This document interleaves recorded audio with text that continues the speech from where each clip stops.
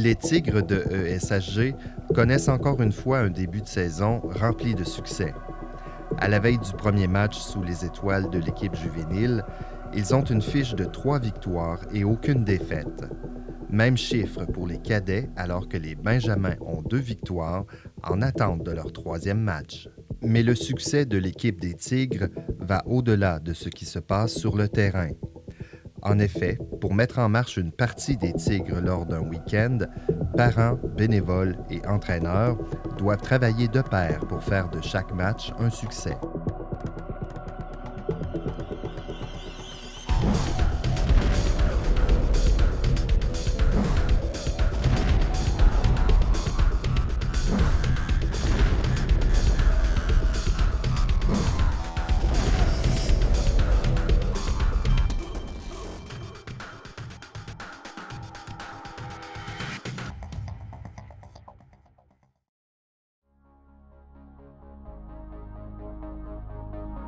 Pour nous, vous savez, lors d'un match, c'est un événement spécial parce qu'on a travaillé fort toute la semaine.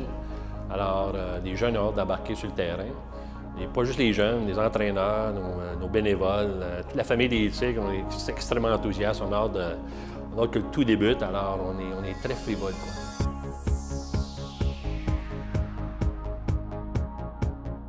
L'organisation compte sur des bénévoles dévoués et impliqués. Une équipe qui croit au succès des jeunes sur le terrain et ailleurs.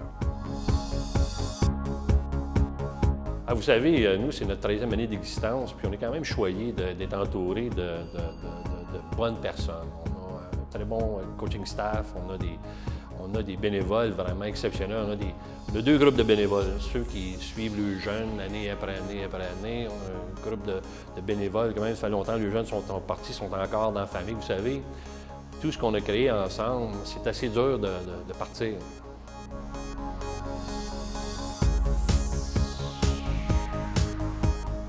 Je suis dans l'organisation des Tigres depuis, je vous dirais, 2009, qui est la première année où mon plus vieux des fils jouait. C'est ma 6e année cette année comme bénévole là, avec l'équipe des Tigres. Donc 6 années qu'on a eu vraiment du plaisir. C'est vraiment, j'aime ça être bénévole là, pour l'organisation. Ça fait 12 ans. La première chose, c'est quand ton enfant, ton garçon, monte là-dedans, c'est que tu veux t'impliquer pour aider les coachs. Ça fait 4 ans maintenant, aujourd'hui. Débute notre 4e saison. Michel Roy m'a demandé de m'impliquer dans l'organisation. Mon fils joue dans l'organisation. Le coaching staff vient à un moment donné qu'ils sont trop prenants dans leur game, ils sont trop prenants dans leur préparation.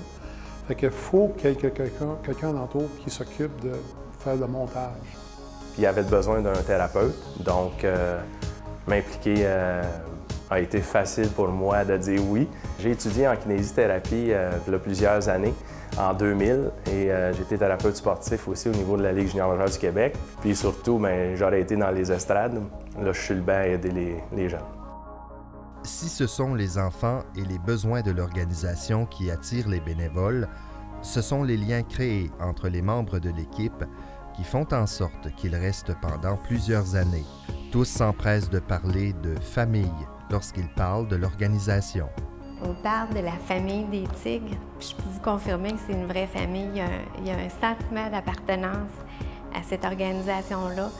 La structure, la gestion, la visibilité, comment ils sont bien perçus par la population, c'est une fierté de faire partie de cette organisation-là. C'est une famille, oui. Puis l'implication vient du fait que quand ça a commencé, Michel a beaucoup été mis d'emphase là-dessus. L'emphase a été mise avec le temps, avec les années, qui fait qu'en sorte que ça rayonne. Ça rayonne dans les 3 équipes qu'on a, parce qu'on a 3 équipes. Et le rayonnement fait en sorte que l'appartenance est là. Une famille comme les Tigres, je pense pas de reconnaître ou de vivre ça un jour, la famille des Tigres. C'est vraiment tissé serré. Ça part de l'organisation en haut jusqu'aux bénévoles, les parents dans les estrades, le respect que les parents ont envers les entraîneurs.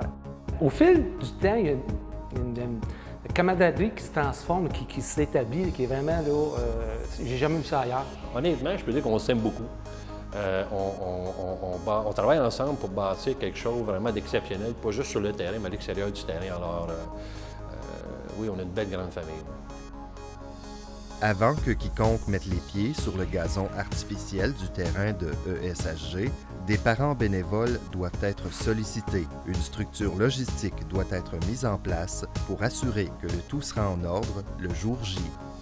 Moi, je suis la coordonnatrice des bénévoles. On m'a donné ce mandat-là il y a 3 ans.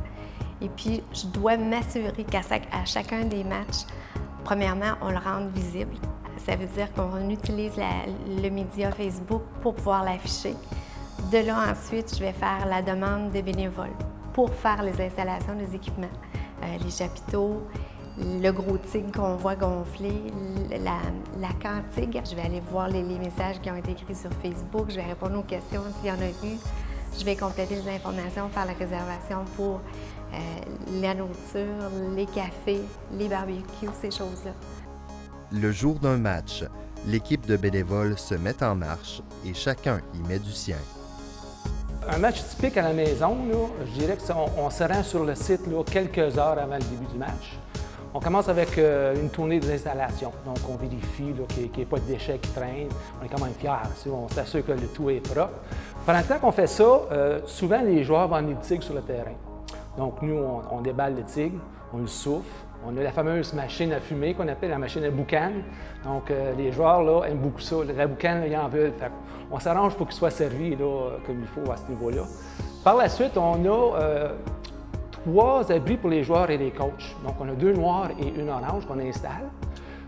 Et puis, on a une 4e aussi qu'on a pour les officiels et puis les marqueurs. Donc, eux, c'est plaisant quand ils peuvent prendre une pause à longue. À l'opposé du terrain, de l'autre côté, on a une autre équipe de bénévoles qui s'occupe de la cantigue. Et puis aussi, il y a un autre petit kiosque où on va être des items promotionnels pour le club, donc des chandails, parapluies, casquettes. Donc, tout ça, ça se déroule en même temps. Donc, on a la cantigue, les tables sont installées, des nappes. On s'assure que la cafetière fonctionne, la machine, la nacho fonctionne, le tout pour que ça soit alimenté, donc on s'assure d'avoir du courant. Et puis aussi, le kiosque où les articles, tous les chandails sont affichés, sont pendus, tout est bien installé.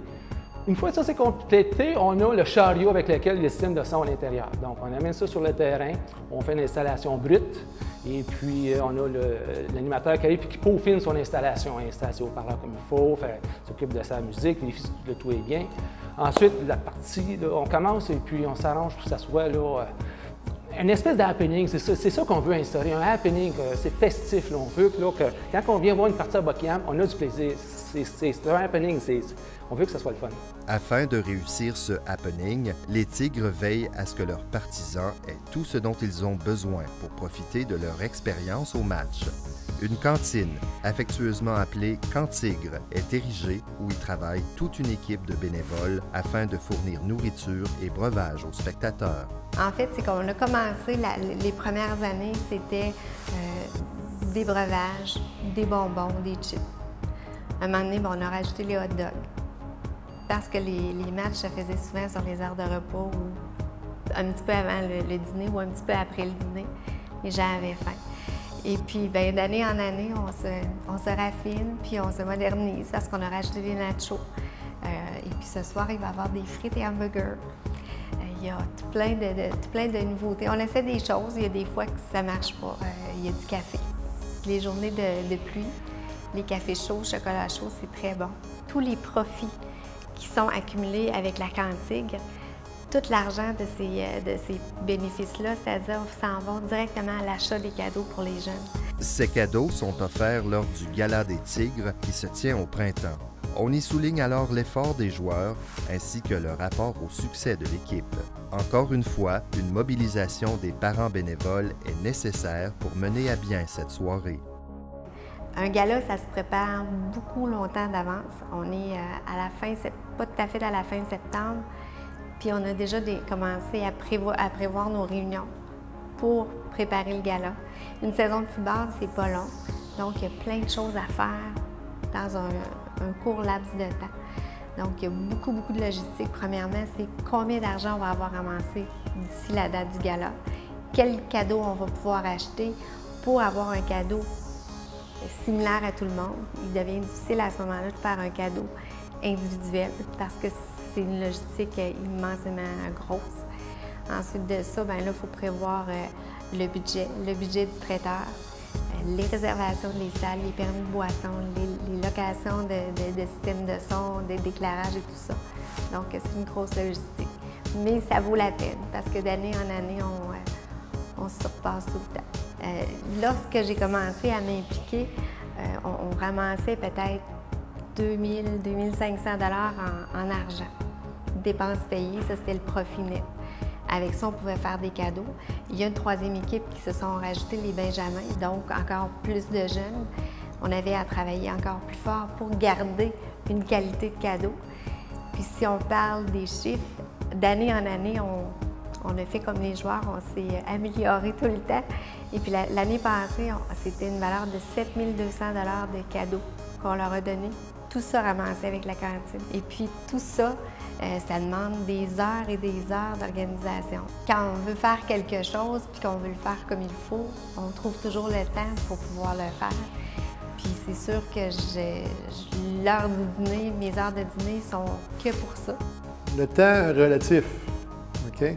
Dans l'organisation, on ne compte pas notre temps. Le fait qu'on ne peut pas s'attendre à dire on va prendre 1 heure, on va prendre 2 heures. Ça prend le temps que ça prend. Qu'est-ce qu'on veut viser là-dedans? C'est que le jeune se sente bien, c'est que tout va bien, qu'il y ait une belle expérience. L'expérience en tant que telle vaut la peine de mettre du temps. L'implication des bénévoles, c'est primordial parce que c'est ça qui fait la force de l'organisation. Avec une bonne organisation, l'équipe est meilleure chaque fois. Les joueurs se sentent appuyés, ils se sentent encouragés et puis ont d'excellentes installations et puis on fait en sorte que les jeunes évoluent dans un environnement qui est confortable pour eux. Il manque de rien aux jeunes. C'est ça l'implication des bénévoles. Les jeunes apprécient beaucoup le fait que l'on soit là pour eux. Juste monter le tigre au début du match, pendant le match, il remplit les bouteilles d'eau. Ensuite de ça, à la fin du match, ils viennent nous voir. « Hey, M. Saint-Jacques, est-ce qu'il y a quelque chose? » Ils sont vraiment polis, ils apprécient, je pense, que les bénévoles et les parents soient là pour eux. Les jeunes, ils sont bons, les jeunes. Ils sont contents. Durant une pratique, par exemple, on est au mois de septembre exceptionnel, avec la chaleur qu'on a. Puis, durant les pratiques, il fait excessivement chaud. Et puis, les jeunes, ils vont se préparer des gourdes d'eau. Mais à un moment donné, ça disparaît dans un clin d'œil. Donc, les bénévoles, les parents, on va chercher les caisses, on remplit l'eau, on ramène l'eau sur le terrain. Les jeunes sont vraiment contents. On entend les merci. Une fois les victoires accumulées, les cérémonies du gala terminées et les trophées remis, ce sont les souvenirs et les expériences qui restent. Des expériences qui marqueront la vie de ces jeunes grâce au dévouement de tous les bénévoles qui supportent l'équipe des Tigres. Être impliqué dans le sport avec ton jeune, dans ses activités, c'est de l'art. Moi, quand je vois des jeunes qui sont sur le terrain et font un bon coup, puis ils se virent le bord aux estrades, puis les parents ne sont même pas là pour profiter de ce moment-là qui est unique. Je trouve que plusieurs parents manquent un peu la game. Ceci étant dit, quand je vois les bénévoles qui consacrent de leur propre temps pour nous permettre de vraiment bien structurer un bon programme pour les jeunes, chapeau à eux autres. C'est comique, parce que je sais quand ces jeunes-là vont être parents eux-mêmes, ils vont dire « Wow, mes parents, qu'est-ce qu'ils ont fait? C'était exceptionnel. » Puis merci. Pour pouvoir supporter, comme on dit, le jeune, il faut que la société, qui est nous autres, puisse en foi nous dire, regarde, c'est demain que ça fonctionne. La famille, c'est ça, la famille. Il faut pouvoir aller de l'avant. Coup dur, pas coup dur, c'est un travail d'équipe. Le football, c'est un travail d'équipe. Chacun a quelque chose à faire là-dedans. Autant l'entourage, autant le coaching, autant l'enfant qui est là-dedans. Et on espère que ça va faire des petits plus tard. Pour qu'un programme fonctionne ou pour qu'un rêve se réalise, ça prend des gens qui ont une vision, qui n'ont pas peur de mettre les efforts pour aller de l'avant, pour le réaliser en fait, ce projet-là. C'est de croire en qu'est-ce qu'on fait, puis c'est de leur montrer, on lâche pas, on n'abandonne pas. Si toi, tu n'abandonnes pas, tu vas aller au bout de tes rêves. Fait que c'est juste leur montrer qu'il y a de la persévérance, ça amène à des beaux résultats. Je crois beaucoup aux valeurs qui sont établies, qui est établies avec l'équipe des Tigres, c'est-à-dire, je pourrais peut-être résumer ça en 3 mots, ça serait respect, discipline et effort. Je dirais que c'est ces 3 segments-là, là, les jeunes perdent Benjamin. On a ces 3 segments-là qui suivent tout le long jusqu'à ce qu'ils deviennent juvéniles. Puis même, je croirais que ça reste avec les jeunes même après aussi, parce que c'est des valeurs qui sont fondamentales. Et puis avec des valeurs comme ça, là, on réussit sa vie, pas nécessairement dans la vie, mais sa vie avec ces bases-là. Je pense que quand un parent voit son jeune évoluer dans un programme comme le nôtre, qui peut s'épanouir, puis on regarde le jeune quand il arrive dans le programme, puis quand il quitte, la différence est quand même majeure. Tu ne peux qu'avoir beaucoup de satisfaction dans ça. Mais pas juste ça. Je pense qu'il y a beaucoup de camaraderie avec nos parents bénévoles, puis avec les entraîneurs. On a beaucoup de plaisir à faire tourner cette grosse machine-là. Alors, quand ça finit, tout le monde vit un deuil. Un deuil, nos jeunes changent, certains partent. Des parents qui ont vécu ça pendant 1, 2, 3, 4, 5 ans, là, d'un coup, ils trouvent un énorme vide dans leur vie. Ça prend un peu de temps, mais on dit toujours, nous, chez nous, tigre un jour, tigre toujours. Alors, ils ont toujours le place chez nous puis le place dans nos cœurs. Ça, c'est clair. L'unité de l'organisation des Tigres a permis encore une fois de faire du dernier match local un événement remarquable, alors que les Tigres recevaient l'école secondaire de Lille le 18 septembre dernier. Après avoir défait Nicolas Gatineau par la marque de 33-16, l'équipe de Michel Roy était confiante de sortir de cette soirée avec une victoire. Le dernier match contre Nicolas Gatineau, évidemment, on a une rivalité qui existe depuis un bout de temps. Alors, ça n'a pas été très difficile à motiver nos jeunes pour bien performer.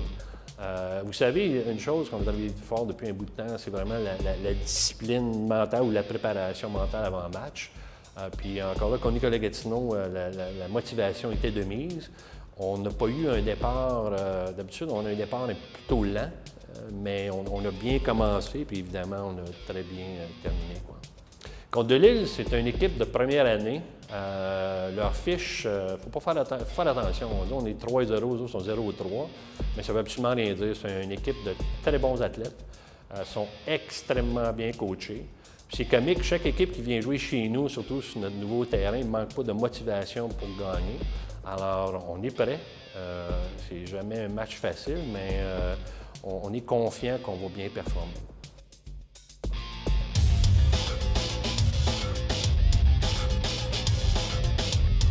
Si les Tigres ont fait exception contre Nicolas Gatineau et ont commencé en force, ils ont définitivement repris leurs mauvaises habitudes en début de match contre de Lille.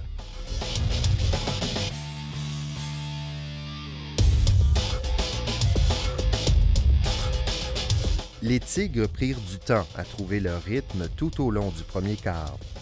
Lors de la première série de jeux, la ligne offensive, qui a l'habitude de frayer facilement un chemin pour leurs porteurs de ballon, n'arrivait pas à faire flancher la ligne défensive des Vikings. Les Tigres optèrent donc de faire une longue passe au centre du terrain qui fut facilement interceptée par l'équipe adverse.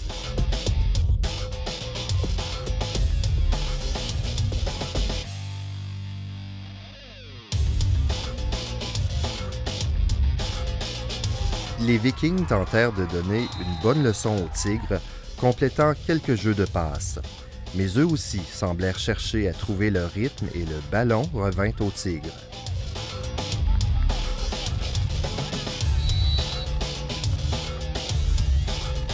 Pendant un moment, on crut que les Tigres allaient sortir leurs griffes et faire des Vikings leurs victimes, alors que le quart arrière Brandon Gourgon fit une passe à Jacob Legault.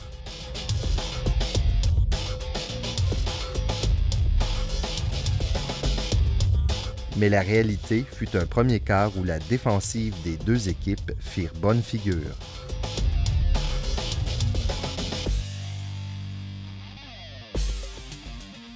Le demi-défensif des Tigres, Hugo Lapointe, tenta d'éveiller son équipe alors qu'il franchit la barricade des Vikings pour compléter un sac du quart.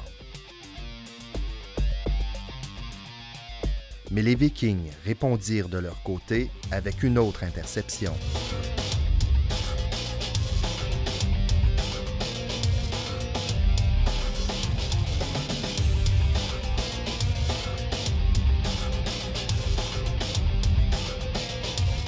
Cette fois, l'équipe de l'école secondaire de Lille ne manqua pas sa chance et c'est par les airs qu'ils marquèrent le premier toucher de la partie.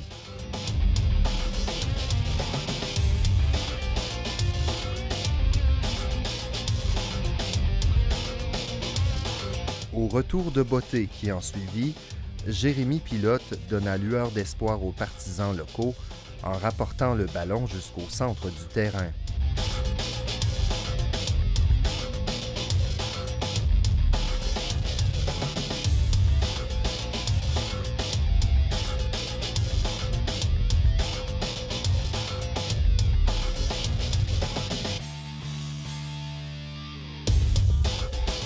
Mais l'offensive des Tigres n'était toujours pas synchro et fut incapable de profiter de cette position du terrain.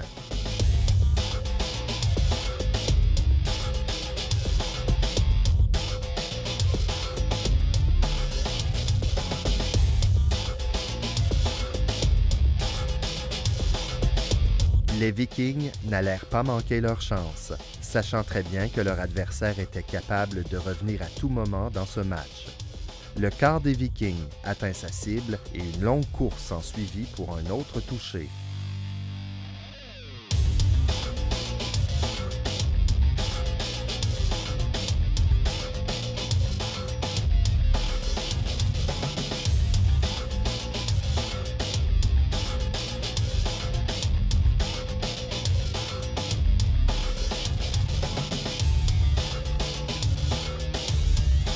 Le converti réussi, la marque était de 13-0 pour les visiteurs.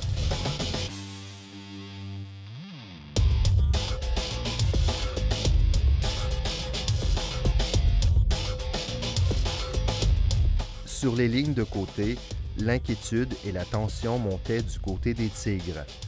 Les entraîneurs firent part de leur mécontentement aux joueurs et firent les ajustements nécessaires.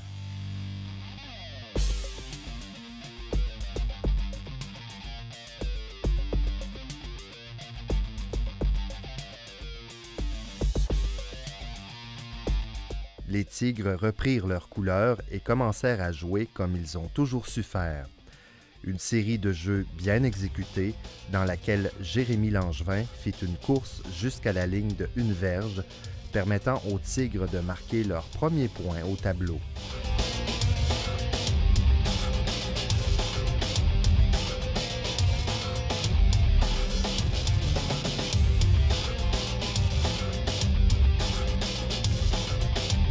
Puis ce fut au tour de la défensive de rayonner. Ils s'imposèrent et sortirent les Vikings en 4 essais, laissant ainsi la chance à leurs coéquipiers de tenter de s'inscrire au tableau avant la fin de la première demi. Une longue course du numéro 24, Jérémy Langevin, ainsi qu'une passe au numéro 35, Jacob Legault, ramenèrent les Tigres en position de marquer alors que le tableau affichait moins de 10 secondes avant la fin de cette demi.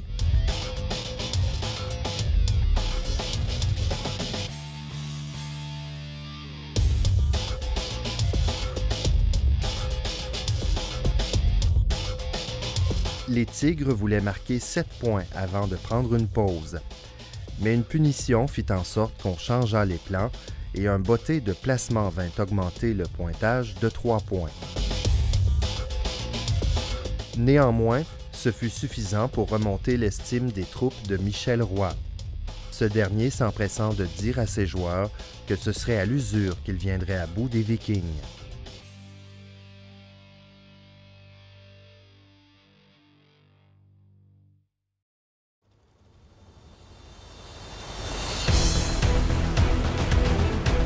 Coach Roy avait raison.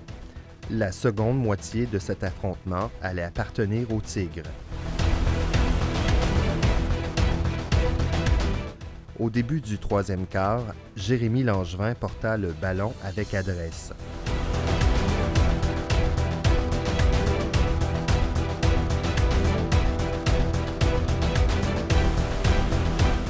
Son coéquipier Jérémy Pilote fit un brillant attrapé et les Tigres furent à nouveau en position de marquer.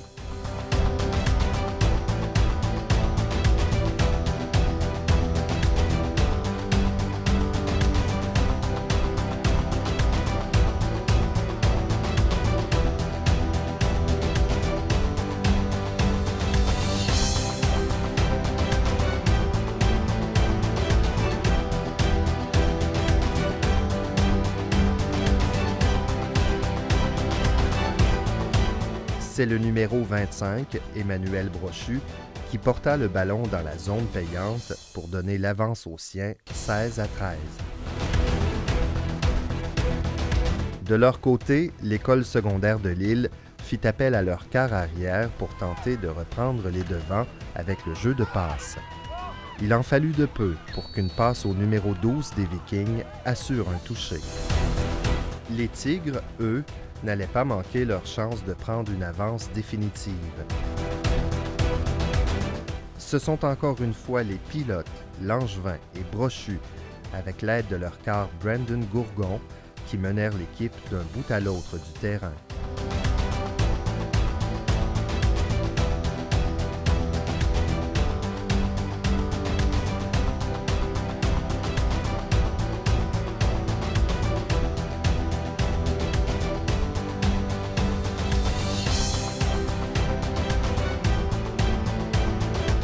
C'est à la toute fin du troisième quart que Gourgon fit son deuxième toucher de la partie. Au début du quatrième quart, les Vikings furent arrêtés encore une fois par la défensive des Tigres. Néanmoins, les visiteurs tentèrent un botté de placement de 21 verges. Celui-ci ratant la cible, il se rendit toutefois dans la zone des buts et un point fut accordé aux Vikings. La série qui allait suivre du côté des Tigres était un exemple parfait de battre l'équipe adverse à l'usure, comme l'avait dit coach Roy. En effet, à bout d'effort de la ligne offensive des Tigres et de ses porteurs de ballon, ils franchirent le terrain petit à petit, épuisant la défensive de l'autre équipe.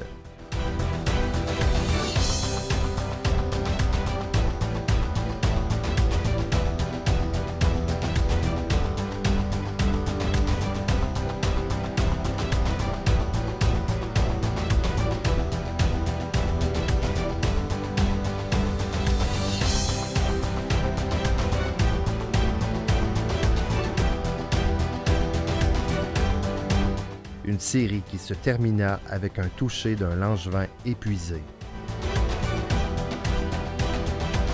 Pendant ce temps, les joueurs de l'offensive des Vikings avaient repris leur force et semblaient déterminés à revenir dans cette partie. Une série de passes et de courses contra la défensive de l'équipe locale.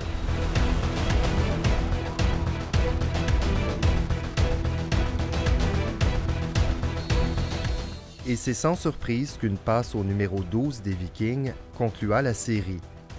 Un seul toucher séparait maintenant les deux équipes, avec les Tigres en avance 29 contre 22. Avec peu de temps au cadran, les Vikings tentèrent de reprendre possession du ballon avec un botté court mais sans succès. Le plan de match des Tigres pour le reste de la période était clair. Garder le ballon entre les mains des porteurs de ballon ou celles de son quart arrière et courir jusqu'à ce que le sifflet de l'arbitre annonce la fin de la partie. Non seulement les Tigres réussirent à épuiser le temps, mais ils réussirent à marquer un autre 6 points, alors qu'une fois de plus, Gourgon courut pour son troisième toucher de la soirée.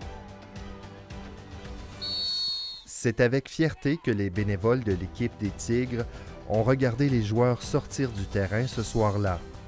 Une fierté partagée par l'équipe d'entraîneurs et les partisans dans les estrades, sachant que chacun, à leur façon, ont donné de leur temps et leur énergie pour que l'équipe ajoute une fois de plus une victoire à leur fiche. Une fiche où Hormisdas Gamelin est en tête de liste.